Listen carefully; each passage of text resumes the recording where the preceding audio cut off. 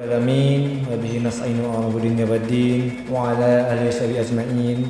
Allahumma shalli ala sayyidina Muhammad wa ala ali sayyidina Muhammad.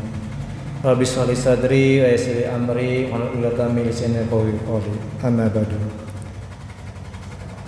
Sebelumnya marilah kita panjatkan puji dan syukur kehadirat Allah Subhanahu wa taala yang mana alhamdulillah berkat rahmat dan karunia-Nya kita bisa menggunakan kaki kita untuk melaksanakan salat subuh berjamaah.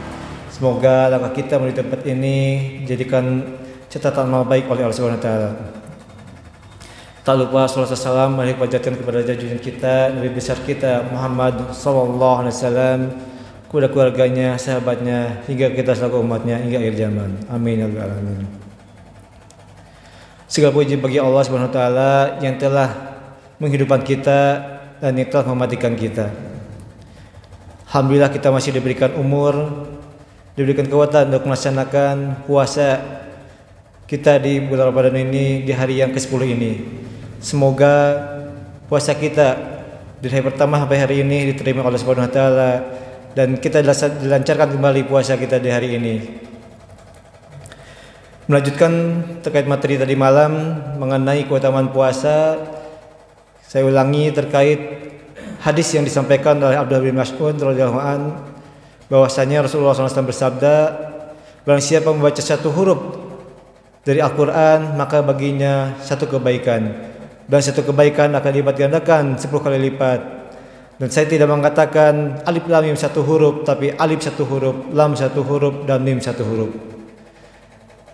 Terkait hadis tersebut, sesuai dengan saya sampaikan tadi malam, Al-Quran terdiri dari 1.027.000 huruf. Maka itu jadikanlah ini sebagai motivasi bagi kita untuk senantiasa membaca Al-Quran dan bisa khatam di bulan Ramadan ini. Jangan sampai kita melewatkan bulan Ramadan ini tanpa ada sedikit pun membekas dari kita.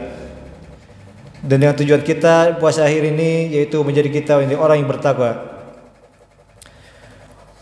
Untuk menghilangkan kantuk pagi ini, saya akan menyampaikan sebuah kisah untuk memotivasi kita terkait keutamaan dan membaca Al-Quran. Selain keutamaan yang tadi malam saya sampaikan, salah satunya yaitu sebagai ladang pahala, kemudian memberikan syafaat di hari kiamat, dikumpulkan bersama para malaikat, kemudian kedua orang tua kita dipakai mahkota, dan menjadikan orang yang terbaik oleh Allah Subhanahu wa taala. Kisah ini sejatinya diceritakan oleh sahabat Nabi yaitu Ali bin Abi Thalib. Ia bercerita saat itu Rasulullah SAW mengirimkan pasukannya untuk menyerang atau memerangi musuh kaum muslimin. Namun ketika Rasulullah SAW tidak mendapat kabar terkait pasukan yang dikirimnya itu, kemudian beliau bersabda, andai kata ada orang yang dapat mencari kabar tentang mereka dari yang memberitahukannya kepada kami. Kemudian beberapa saat kemudian ada orang yang mengatakan dan mengabarkan bahwa kaum muslimin utusan beliau telah meraih kemenangan. Setelahnya saat pasukan muslim kemudian pulang dari pertempuran itu, kemudian sampai di kota Madinah yang dipimpin oleh Zaid bin Harisah. Kemudian Rasulullah SAW bersama para sahabat menyambut di dekat kota Madinah. Kemudian pimpin pasukan tersebut, Zaid bin Harisah, turun dari untanya, kemudian mencium tangan beliau, dan beliau pun merangkul sahabat tersebut dan mencium kepala dari Zaid bin Harisah tersebut. Kemudian para sahabat menyambut dan berkumpul di suatu tempat dan bersabda, ceritakanlah apa yang terjadi selama bepergian kepada saudara-saudara kita yang berada di sini, agar aku memberikan kesaksian dan apa-apa yang kalian ucapkan, karena Jibril telah memberitahukan kepadaku tentang kebenaran yang akan kalian ucapkan. Salah seorang pasukan kemudian menjawab, ya Rasulullah, ketika kami berada di dekat pasukan lawan, kami mengutus seorang mata-mata. agar memberitahukan kepada pasukan kami mengenai kondisi dan jumlah mereka. Kemudian mata-mata tersebut menemui kami dan berkata, jumlah mereka 1.000 orang. 1.000 orang ini namun berada di luar benteng. Namun di dalam benteng tersebut ada 3.000 orang. Sedangkan pasukan kaum muslimin ada 2.000 orang. Taktik tersebut mungkin sebagai taktik buat muslimin agar mereka yakin bisa memenangkan peperangan tersebut.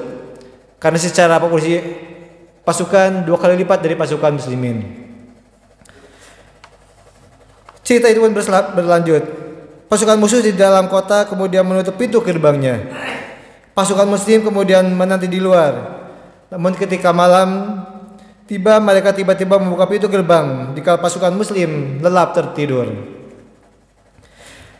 Namun hal itu terkecuali bagi Zaid bin Harisah, Abdullah bin Rawahah, Qatadah bin Nu'man, dan Qais bin Ashim yang sedang sibuk mengerjakan sholat malam dan membaca Al-Quran di 4 sudut yang berbeda.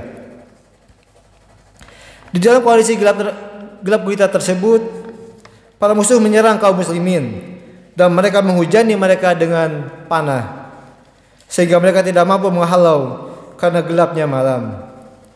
Di tengah kekacauan tersebut, tiba-tiba kaum muslimin melihat sebuah cahaya yang datangnya dari para pembaca Al-Quran tersebut.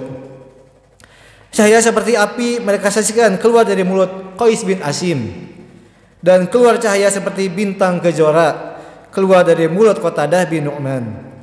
Lalu dari mulut Abdullah bin Rawahah keluar sinar seperti cahaya rembulan, dan keluar sinar seperti cahaya matahari dari mulut Zaid bin Harisah. Keempat cahaya tersebut menerangi para kaum muslimin seperti hanya pada siang hari. Namun tidak bagi para musuh. Mereka tetap kondisinya seperti malam hari, tidak bisa melihat apapun pada saat tersebut.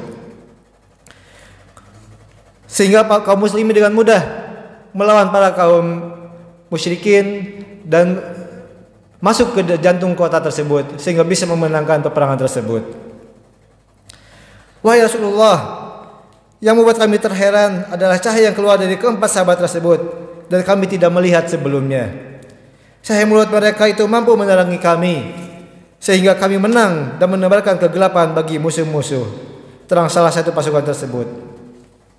Di kisah tersebut bisa kita gambarkan begitu dahsyatnya, begitu istimewanya para pembaca Al-Quran ini pada zaman Rasulullah SAW. Maka dari itu jadikanlah ini sebagai medisi bagi kita. Tidak ada yang merugi bagi orang-orang yang membaca Al-Quran. Marilah kita semangat kembali untuk membaca Al-Quran di bulan Ramadan ini. Sesuai dengan hadis yang pertama kita sampaikan, semoga kita mendapatkan ganjaran yang berlipat dari apa yang kita lakukan untuk membaca Al-Quran di bulan Ramadan ini. Semoga anak-anak kita kelak menjadi para hafiz-hafiz Al-Quran. Bukan hanya 1 juz, bukan hanya 2 juz, tetapi hatam 30 juz. Mari kita sama berdoa, semoga kita dijadikan para ahli pembaca Al-Quran dan mendapat syafaat di hari akhir nanti. Amin ya rabbal alamin. Mungkin itu bisa saya sampaikan. Kurang lebih saya mohon maaf. Yang benar dari Allah Subhanahu wa taala, yang salah saya dari saya kebenaran dari sendiri. Bila tak hidayah. Wassalamualaikum warahmatullahi wabarakatuh.